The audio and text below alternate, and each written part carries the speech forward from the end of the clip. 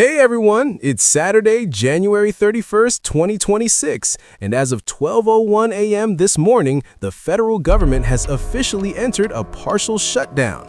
Yes, you heard that right. We're in a government shutdown right now. But here's the weird part. Congress actually reached a deal. So why are we in a shutdown anyway? What does this mean for you, and how long will it last? We finally have Let's break it all down. Yes, it looks like it will pass now. Here's what went down. The government needed funding approval by passed. midnight last night to keep operating. The Senate worked late Friday night and managed to pass a bipartisan funding deal. Sounds good, right? Well, here's the problem. The House of Representatives is out of session for the weekend. They're not scheduled to return until Monday, February 2nd. Since the Senate amended the previous House bill, the House needs to vote on it again before it becomes law. Result?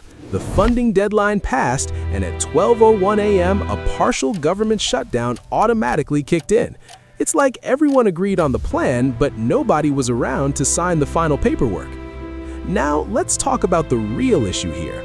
Why did we get to this point in the first place? The core conflict is over immigration enforcement.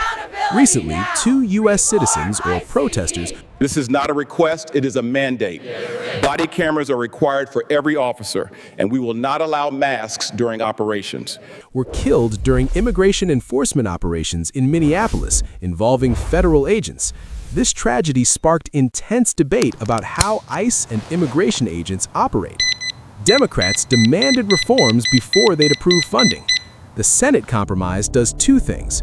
First, it funds 5 major departments: Defense, Labor, Health and Human Services, and others through September. That's the full fiscal year. Second, and this is key, it only gives the Department of Homeland Security a 2-week stopgap extension. This creates a deadline to force negotiations on ICE reforms. What reforms are Democrats pushing for? They want mandatory body cameras for agents and a ban on wearing masks during operations. Basically, more accountability and transparency in immigration enforcement. All right, let's talk about what this shutdown actually means. About 75% of federal operations are technically unfunded right now. Here's what's affected. Defense and State Department.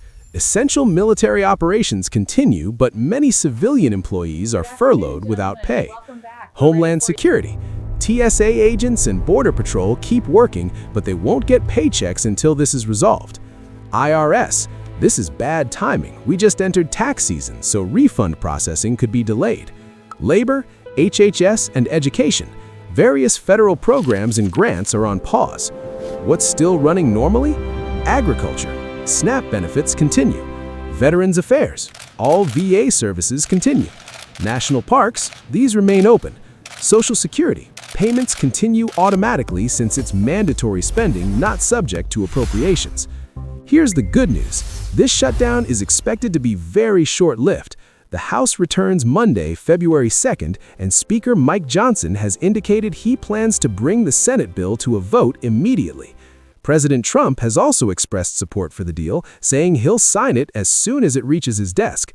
If everything goes as expected, the government could be fully operational again by Monday evening or Tuesday morning. We're talking about a weekend shutdown, not a prolonged crisis. So, bottom line, yes, we're technically in a government shutdown right now, but it's more of a procedural hiccup caused by bad timing rather than a major political standoff. The deal is done. It just needs a final vote. If you found this explanation helpful, smash that like button and subscribe for more updates on what's happening in Washington. Drop a comment below if you have questions about how this affects you personally. I'll see you in the next video. Take care.